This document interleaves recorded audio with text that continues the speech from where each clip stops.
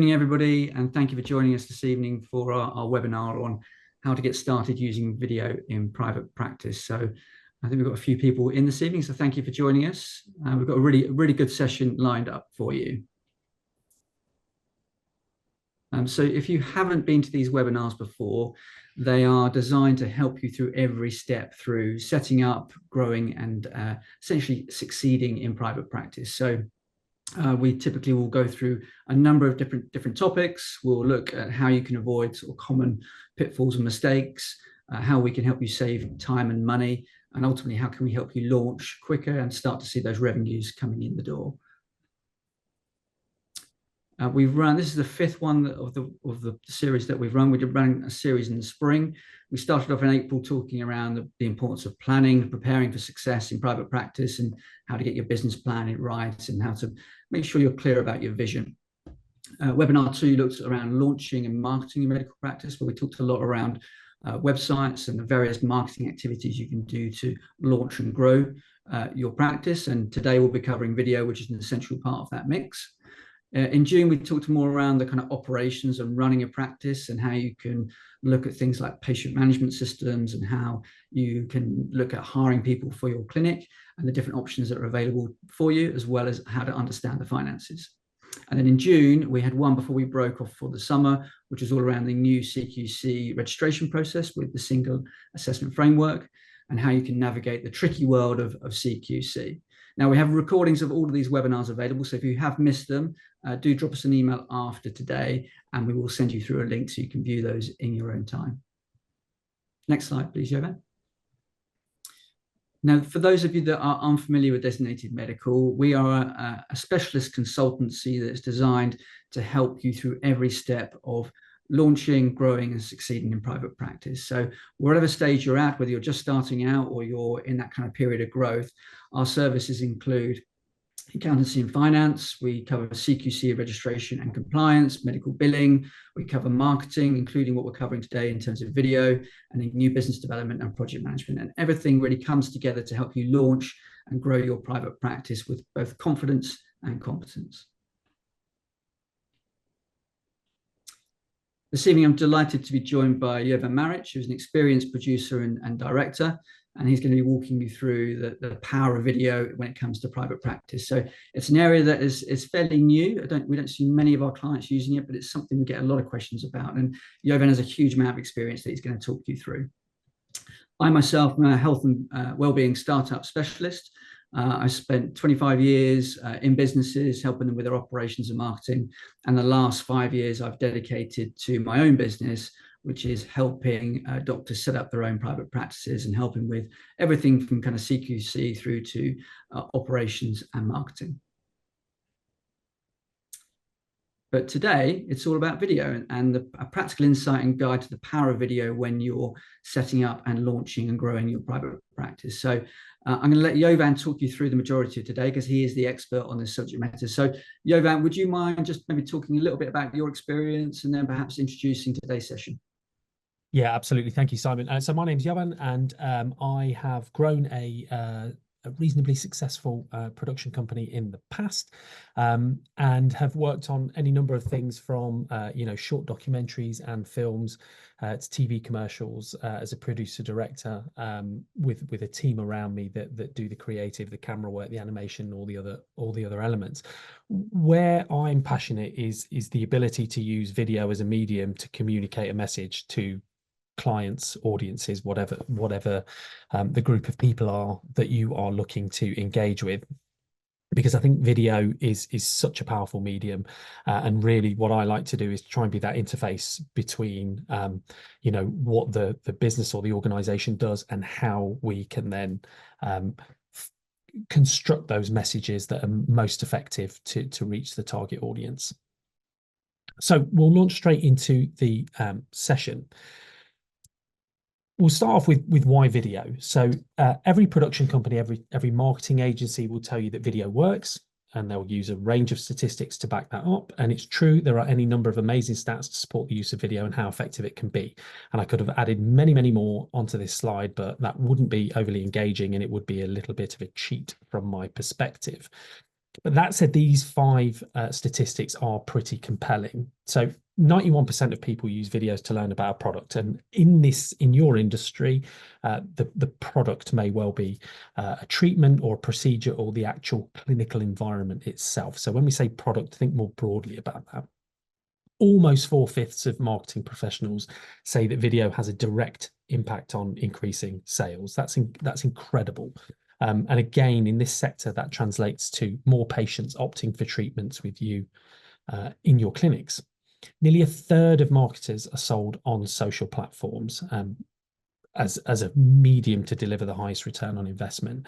So, a more mature demographic uses Instagram and Facebook most. And there's the ability to really target specific groups using social media as an outreach program. The last two statistics are really interesting and relevant to the private medical practice sector, though. So half of potential patients want to see or hear from the doctor they will select for their treatments. Half. And those doctors that do have imagery or videos get twice the attention. That's 100% more views than counterparts without any rich media. And whilst I don't know what the exact split is, I suggest that the figure would be higher for video than it is just for images.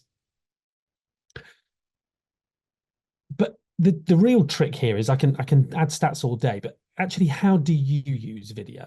Because the best way to highlight the power of video is just to simply ask yourself how you use video content on a daily, weekly, or monthly basis. How did video content influence your last holiday booking?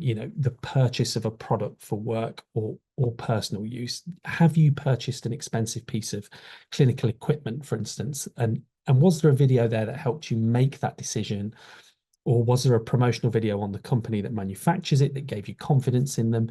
Were there training videos available that helped you to use it in the most effective way? Think about different ways that you use video, because the likelihood is that once you think about your own usage of video, you come to the conclusion that you understand how powerful effective video can be.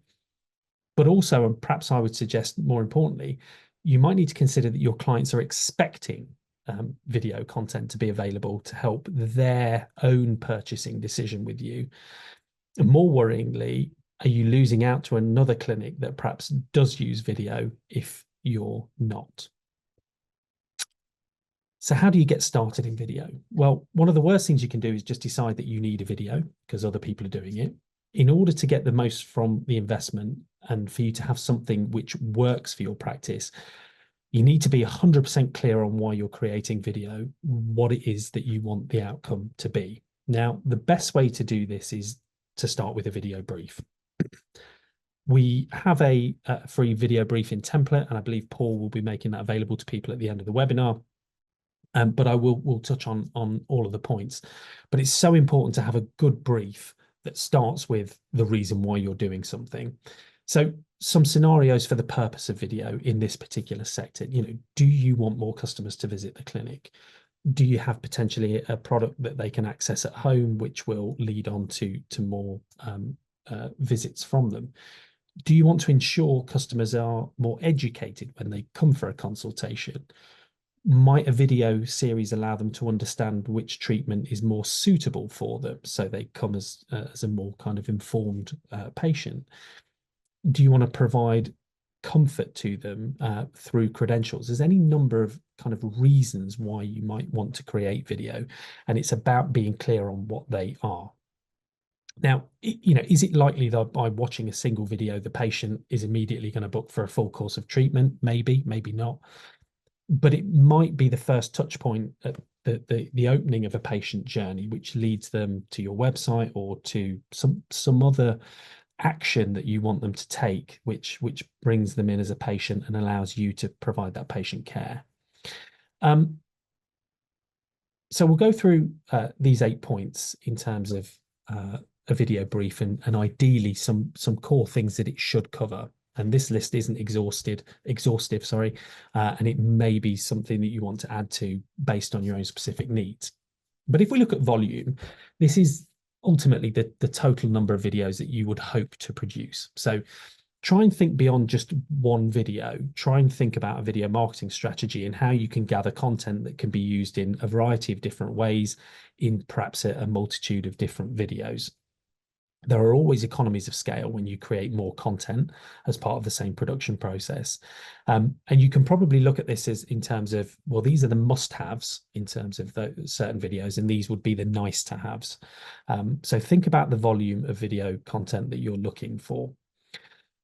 Audience is critical because you need to, the production company will need to know that the target audience, and that helps with tone and narrative. So some treatments might be for anyone, any gender, any age group. Some will be specific, obviously, to a particular demographic, and it's really important to highlight this at the outset.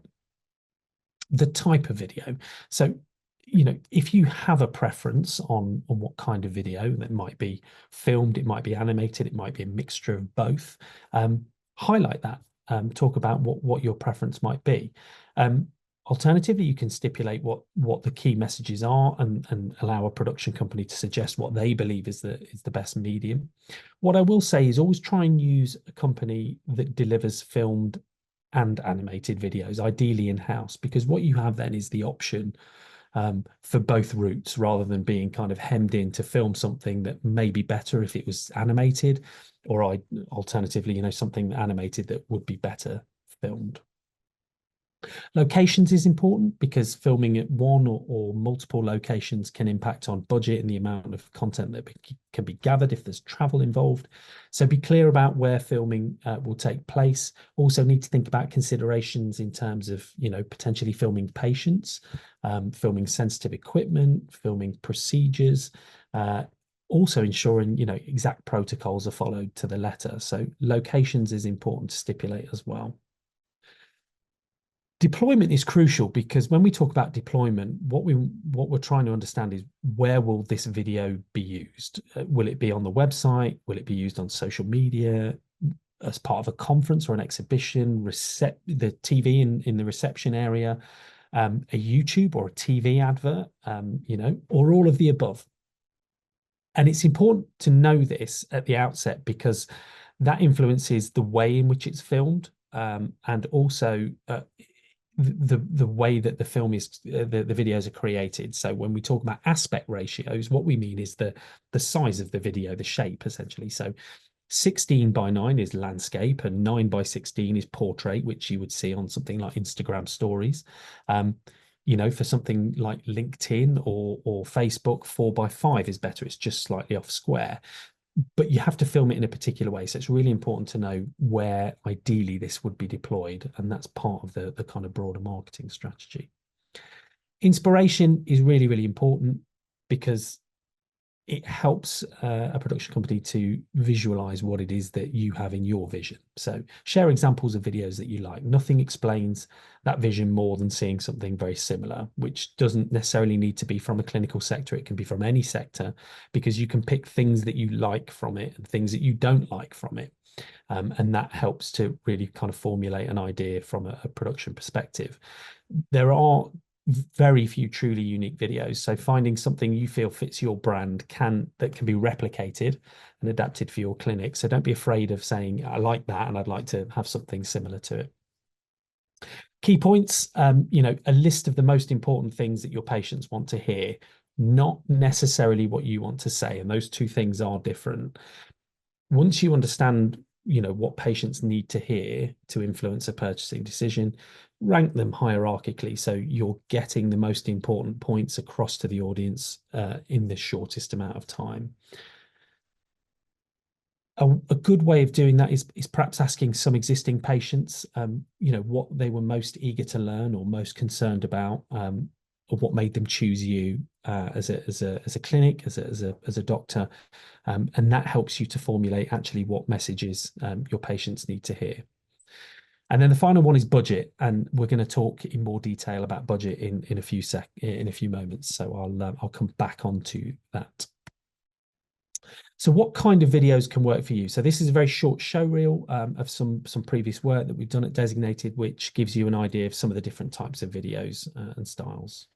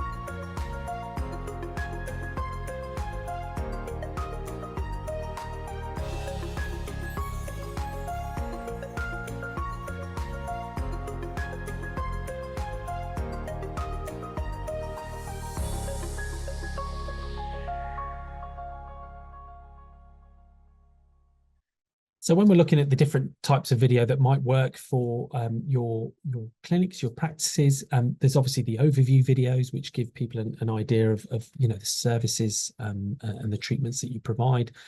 Doctor bio profile content that can be used on various platforms and obviously on the website. Clinic walkthroughs, so people understand what the location, the clinic, the practice looks like and what they can expect when they arrive.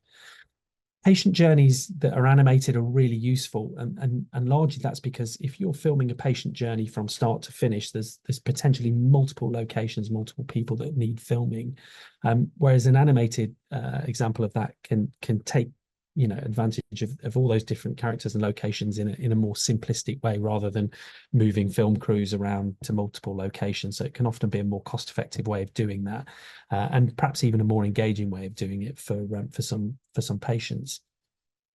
If there's treatments that require some preparation beforehand, maybe it's home blood samples or something like that, you can create training videos to explain to people how they correctly do that. Testimonials and case studies, nothing better than somebody talking about how a particular treatment changed their life for the better, and the experience that they went through within your practice. So think about how you can get particularly supportive patients to maybe give testimonials. If there's a large team, or they'll be meeting multiple people across the team, obviously, it's great to hear from those people. Also, people are nervous about, medical treatments and procedures. So allowing, potentially somebody to see what's going to happen to the body, what the treatment does through an animation, can be really, really helpful, and make that individual more aware, more educated on the procedure that they're about to go through. There's the ability to respond to news and research, and particularly positive news and research and breakthroughs in treatment, to encourage people to look at what you're doing and how they can be part of that. And the final thing is, if you've got a large practice, everybody wants to recruit the best and brightest talent. So think about internally as well how you can create content that you can push out for recruitment purposes, so that you can get the very best people into your clinic to provide that patient care. So once we've decided on video and we've put the brief together and understand what kinds of video, we just wanted to quickly walk you through what a good production process and an animation process looks like. So with production, one of the most important stages is the production meeting, the pre-production, so that when a crew arrives on site, they know exactly what's happening. And this is all done through a meeting where you understand whether there's any casting required, maybe a location recce to make sure that the right equipment is being brought on site. There's an understanding of what needs to be filmed.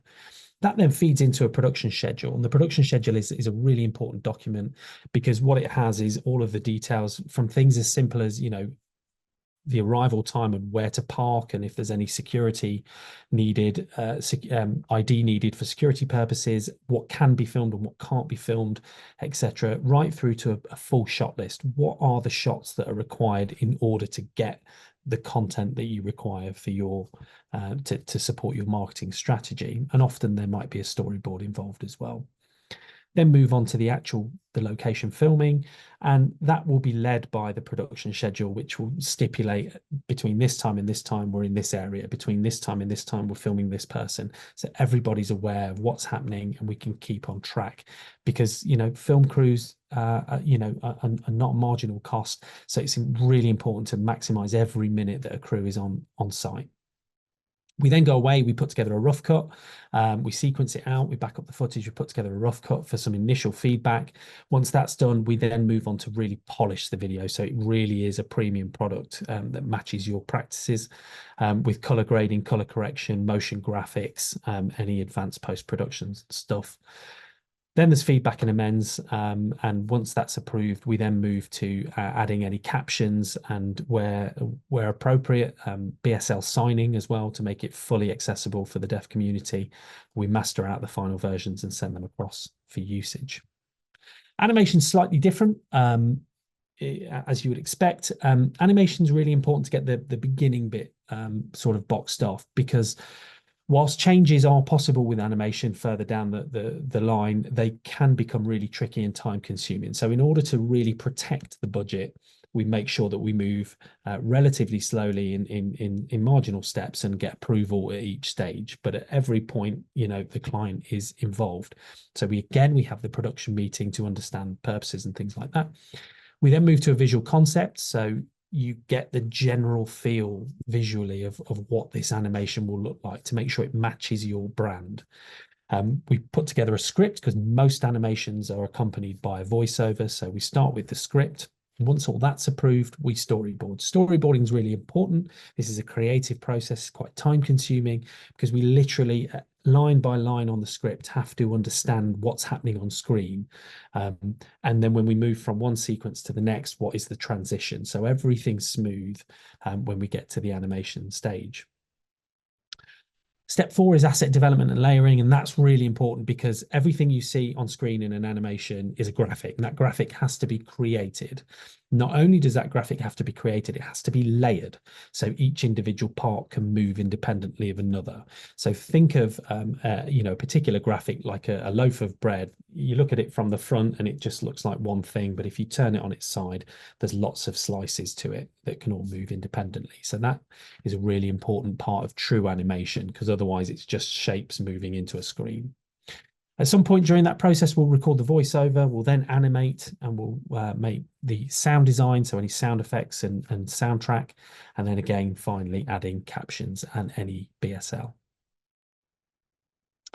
So we talked about budget, and there's a natural tendency with budget to not want to divulge a figure to someone on the basis you want to get the most competitive quote, which is completely understandable. The problem with that is if you don't stipulate a budget, one of two things is likely to happen. The first is that any production company will put across the cheapest option because they're going to try and win the business.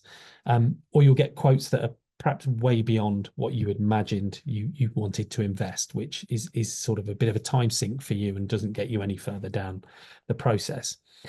It might be likely that you've got no idea what video costs, as many clients come to us and say that, and that's absolutely fine.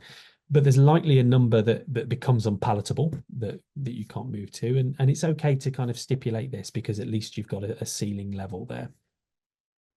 But if someone does know the number that you want to work to, then it allows them to kind of design a proposal which best matches what you need in the most efficient way. So try and think about budget where possible, because it will help you as you move through. So there's 4 main benefits of putting together a budget. You'll get proposals that align with your needs. This will save you time because often proposal documents are reasonably long. Focus becomes meeting the objectives and delivering a return rather than just a race to the bottom and being the cheapest. You should receive better proposals because what it will allow agencies to do is to put together a creative, which is rather than just saying for a video of this length, of this style, it will be this much. Actually, what they will say is we would approach it in this way. So we would have this person doing this, and then we would move to showing that, or it might be a patient journey with some graphics, which moves from stage to stage. So you'll get a much better feel for things.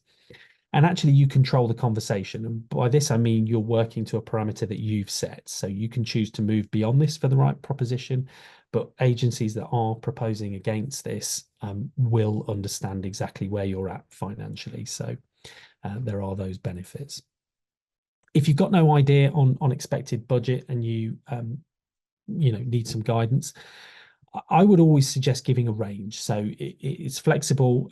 You could say, we're really comfortable, investing this figure. However, for the right solution, for the right proposal, we may move a little higher to this figure, but be clear about what your sort of ceiling is. If you're looking for a ballpark, be clear about that, and that's perfectly fine. But you would need to put together some level of briefing document so somebody can quote against, because how much is a video?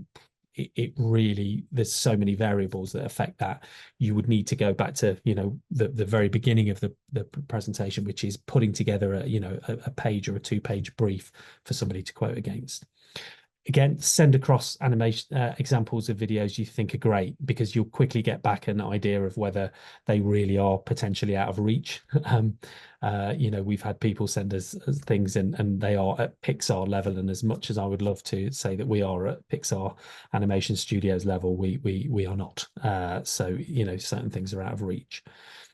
Be clear about an absolute maximum. People can't go past that, and then again, that's down to controlling the conversation. And there's nothing wrong with asking actually for a range, saying, I'd like 3 options, one at a lower cost, one at a middle, and one at a higher cost, and that gives you some flexibility, balancing investment against output. So here's some budget illustrations to give you some ideas of cost, because there will be people on this call that haven't engaged in video and don't know whether it's £500 or £15,000. So for a professionally produced clinic promo, 2-3 minutes, interviews, B-roll, which is the sort of the footage that overlays, you would expect to be around the 3K mark. Might be a bit higher, might be a bit lower. A 2-minute patient journey or treatment explainer animation, for example, you're somewhere between 2.5 and 3.5K there. That's probably about 7 days worth of work. Client testimonial video, you might be around the 2K mark. You might be less. And a YouTube TV commercial for TV on demand, production could be 5K for something like that, because it has to be produced in a slightly different way, and there's a few more hoops to jump through. But this is something that should be considered, because previously TV advertising was the preserve of big businesses, and actually now, because we're consuming TV on demand, ITVX, 4OD or All 4, and Sky AdSmart, they can target different properties based on a specific demographic, and they can run 6-week campaigns, as I say, from as little as 3K. Now that's sometimes what people spend on PPC and Google. So it isn't something that should be at least considered. And when we're talking about some of these figures, we always frame it, and this is, some of these are filmed productions, but we always frame it around there are economies of scale. So rather than just doing a customer case study, maybe wrap that in with some other filming, and then the cost of production is split between those different videos. So there are, a number of ways to get pretty good economies of scale here to generate more content, rather than individual ad hoc videos on their own. So what does a good video look like? Good video is planned, has a clear purpose and objective, as we said at the beginning. You know what you want to say, you know why you want to say it, and you know that your audience needs to hear it. You also make it patently clear what you want the viewer to do once they've watched the video. What is it? You want to download something, fill in an inquiry form, pick up the phone, go to a different place, hit a landing page. So that's really important. Good video can be filmed on a phone. So think about user-generated content that we access on YouTube, for instance. So if you want to know how to remove a radiator, there's probably a plumber that's propped a video up in a phone up in the corner and filmed himself explaining how he's removing the radiator. It's a great video. It might have really low production values and bad sound, but it's a great video because we came wanting to know how to remove a radiator from the wall, and they've explained how to remove a radiator from the wall. So there is a place for DIY video, bear that in mind. However, there is a bonus if it carries high quality production values, good visuals, good editing, clean audio, and many of your practices, are a premium product. So that should be reflected in any kind of marketing collateral, including video content, to reflect your own brand values. And it has to generate the desired response you were hoping for. And there has to be some way of measuring that return on investment. What does success look like? Clear video strategy. So this leads on from previous slides, but understanding you've got a mix of content for different channels, perhaps different audiences, and crucially at different stages of their journey. Matching the content to the brand is really important. So making sure that it reflects your brand. Maximize reach. So don't just put it on a website. How can you take a particular video asset and use it in a multitude of different ways, because you will get a better return from it in that way. And how do we use analytics and metrics to measure success because if you know which videos are performing well, you can do more of those kind of videos. If there are videos that are performing less well, or it might not be the video, it might be the platform they're deployed on, that gives you the data to be able to shift your strategy slightly, so that you can still glean a return from that investment. So talking about a success story, we worked with IVF Matters. They were a remote and in-person IVF clinic. We worked with them to create 10 professional presenter videos. So we hired in a presenter to deliver that content on various services. We had the owner of the chief physician at the clinic and doing videos explaining very specific procedures to give that confidence that there was somebody explaining that in detail. We did a clinic walkthrough video. We had a celebrity case study. I don't watch the Only Way is Essex, but I'm told the lady's very famous. We had an animation on interest-free payments to explain how that could work for certain clients. We had a home test training video, so explaining how to take a blood sample accurately for a pre-screening. And we created some opening and closing cards for DIY videos. And what that meant was the individuals could film their own DIY content, but they could stick a nice title card on the front and the back, which professionalized it somewhat. So finishing off, key takeaways: be clear on what you're doing, why. Invest time in the whole process. So pre-production isn't the sexiest part of the process, but it is one of the most important. Well, it is the most important, because it's at this point everything's agreed, so we can go and get the right footage that's going to deliver on the objectives that we've set. So it's really important to invest your time in that whole process, so that you get the best output. Choose an agency that has a strong portfolio, that you can see examples of work and that match your brand values and quality. You want to be accessing broadcast quality equipment, sound, really good editing, and creative approaches as well. That's really important. You provide a premium service, so clients are going to notice cheap content.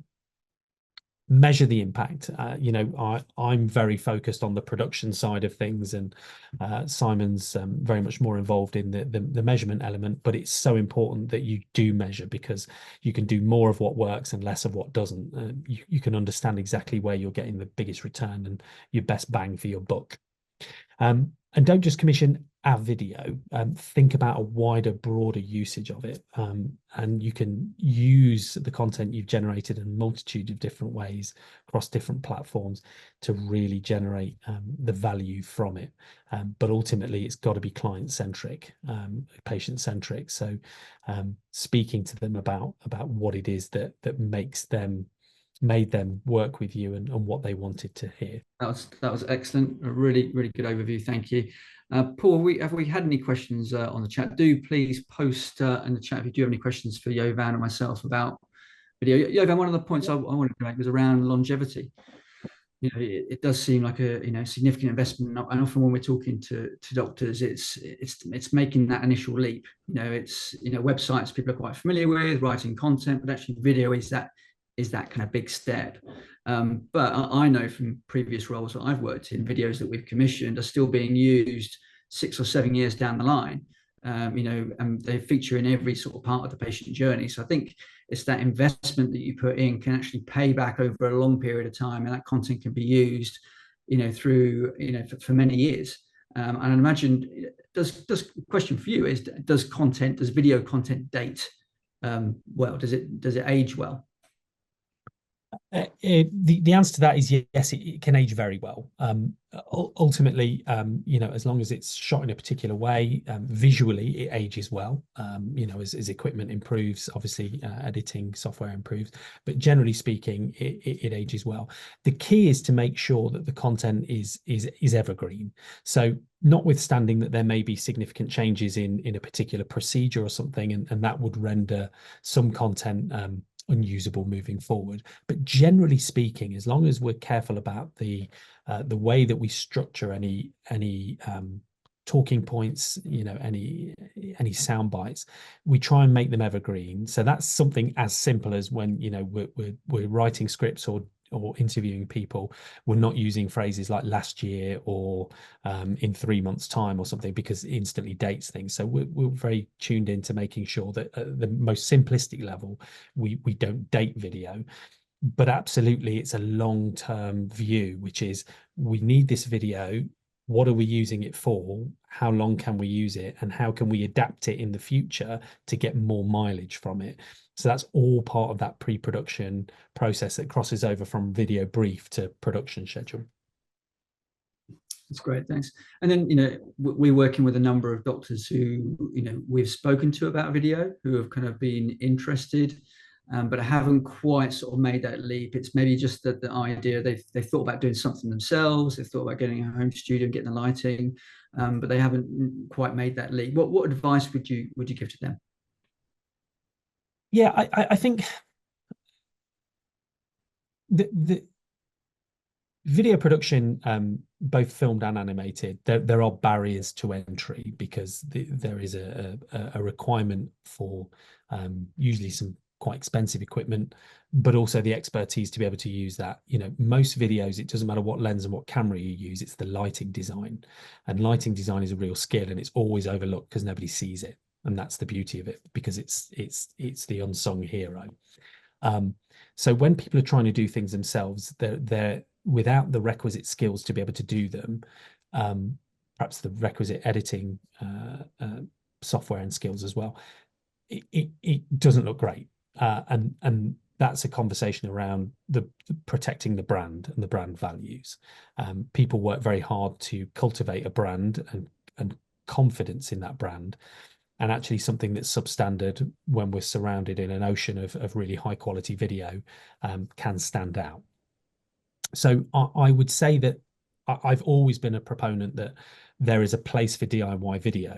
It doesn't always need to be produced by a professional company. I will always stand by that. And I think sort of fairly quick, responsive, authentic DIY video is great. And if there's a strategy in place for that, but I think there is certain content that patients will expect to be of a higher value, higher production value.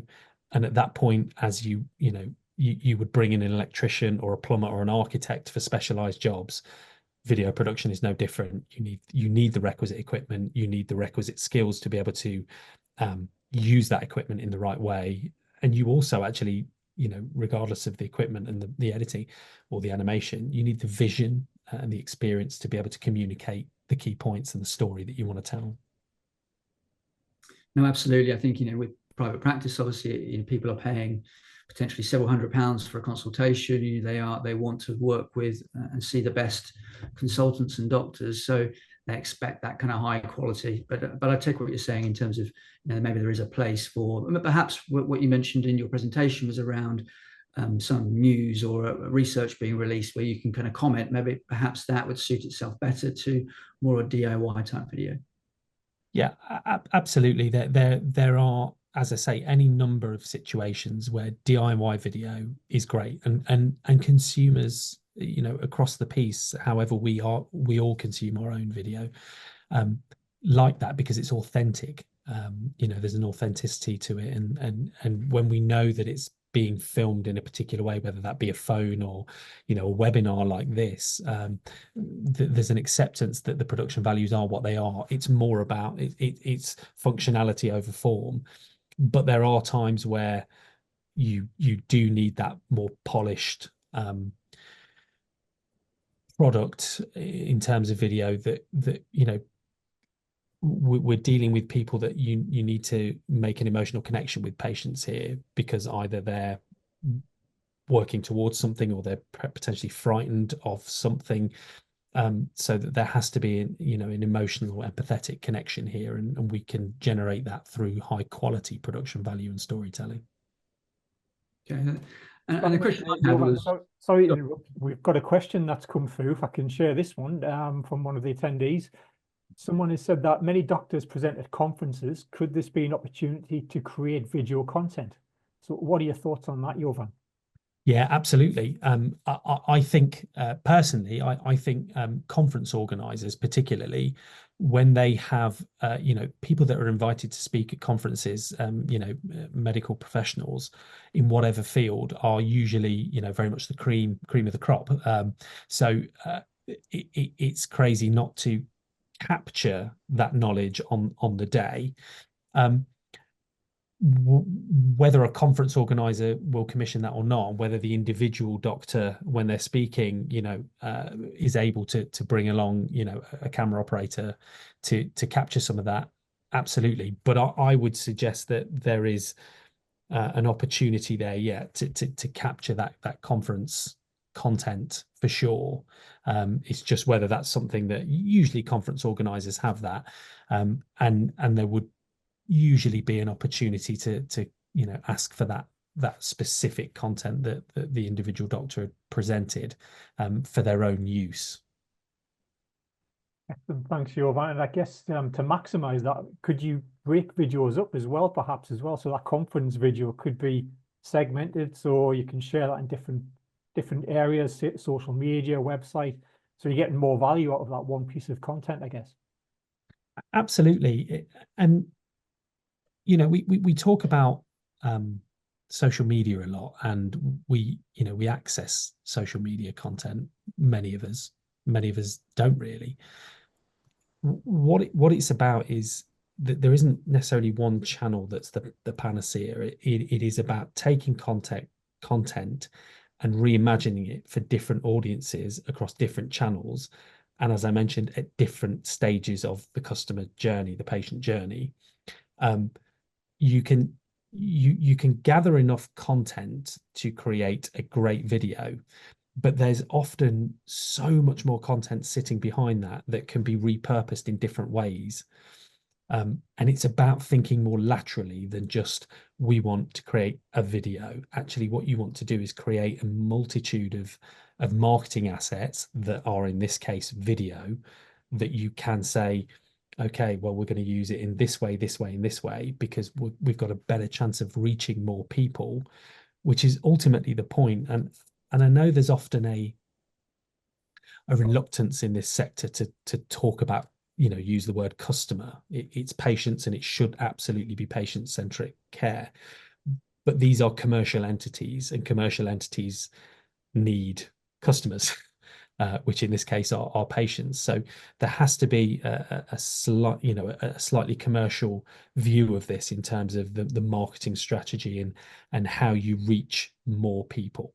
And I think there's a fine line there, particularly within this sector, of how that's achieved. But we have to be honest and say that the vast majority of content that would be produced is aimed at trying to engage with more people who doctors and specific clinical practices can help with, whether it be an ailment or whether it be something that they want to have done to feel better about themselves, whatever it might be. But we shouldn't necessarily be afraid of that kind of commercial conversation, because ultimately, that's what marketing is. It's to drive more customers, more patients, in order to grow a practice and be able to then reinvest and offer better services. That's great, Jovan. Thank you very much for answering those questions. I think if we haven't got any more, Paul, perhaps we'll wrap up at this point and just move on to the next slide, Jovan. That's okay. Yep.